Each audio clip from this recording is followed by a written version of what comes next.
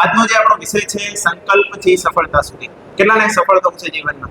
આમાં કોઈ ઓપ્શન છે? કોઈ ઓપ્શન નથી.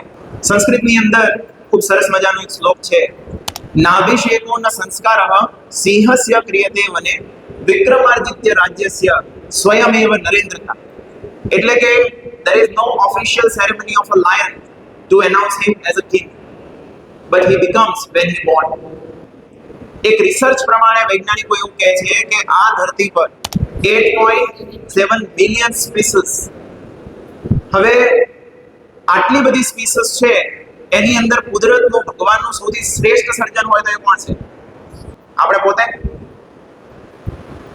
તો આપણે રાજા થયા કે નહીં?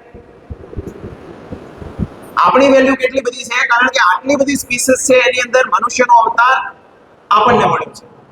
આમ જોઈએ તો દરેક પ્રાણી હોય એની અલગ અલગ લાક્ષણિકતા બધાની હોય અને ભગવાને એ પ્રમાણે બધાને અલગ અલગ ક્વોલિટીઝ આપી છે. પરંતુ માણસ ભગવાને એક એવું સર્જન કર્યું છે કે જેની અંદર બહુ અદ્ભુત ક્વોલિટીઝ ભગવાને આપણને આપી છે. એટલે પહેલા તો આપણને આ જે મનુષ્યનો અવતાર મળ્યો છે, આપણી પહેલા તો સેલ્ફ વેલ્યુ શું છે આપણે થોડી એને સમજીએ. આ માઇક પોવેલ કેટલો લાંબો કૂદકો મારે છે? 29.4 ફીટ. હવે હાથી કૂદકો મારી શકે આવો? પણ માણસ મારે છે. યુઝેન બોલ્ટ કેટલી સ્પીડથી દોડી શકે છે? 27.4. હાથી દોડી શકે? એ વજન જ ઉપાડી શકે. પણ જો આ એનો એ માણસ છે, આ ત્રીજી જગ્યાએ એમાં કોમ્પીટ કરે છે. સીઝર સાયલો કેટલી સ્પીડથી પોતે જે છે સ્વિમિંગ કરી શકે છે? 5.34 mph. તો તમે જોયું કે આપણે અહીંયા તમને કમ્પેરિઝન કરીને બતાવ્યું, આ બધા કોણ છે? માણસો.